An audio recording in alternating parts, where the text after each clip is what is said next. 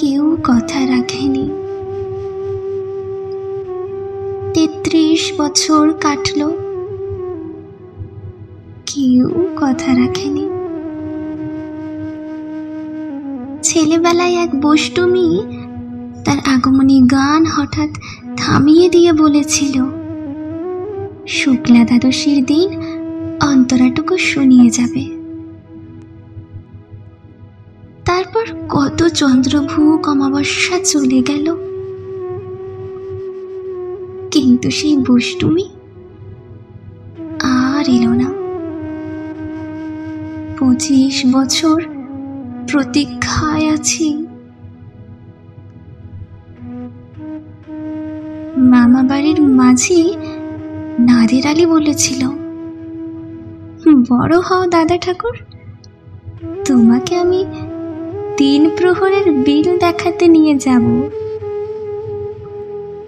সেখানে পদ্ম ফুলের মাথায় সাপ আর ভ্রমর খেলা করে। নাদের আলী, আমি আর কত বড় হব?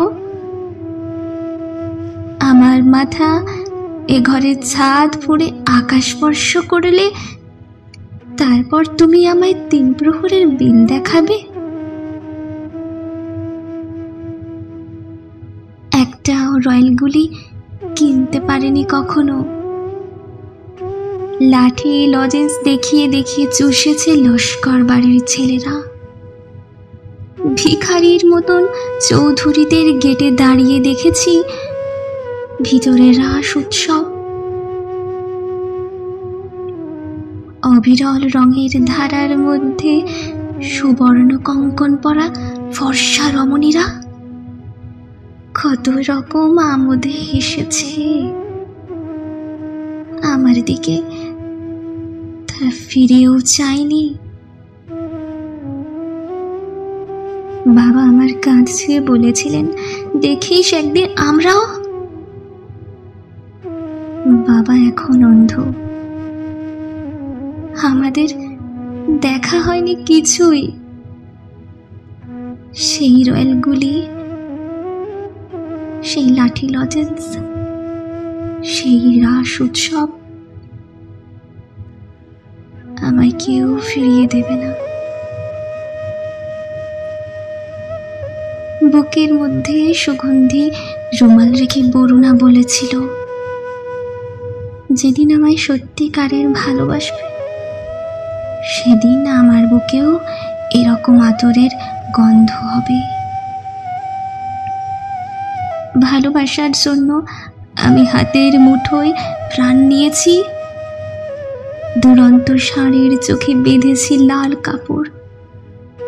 বিশ্ব সংসার তন্ন তন্ন করে খুঁজে এনেছি 108 নীল পদ্ম, তবু কথা রাখেনি বরুণা।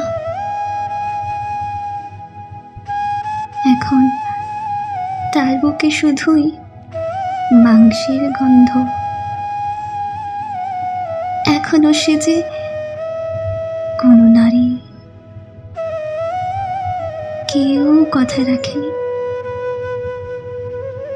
33 বছর কাটল,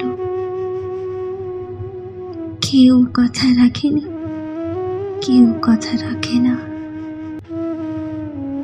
কেউ না।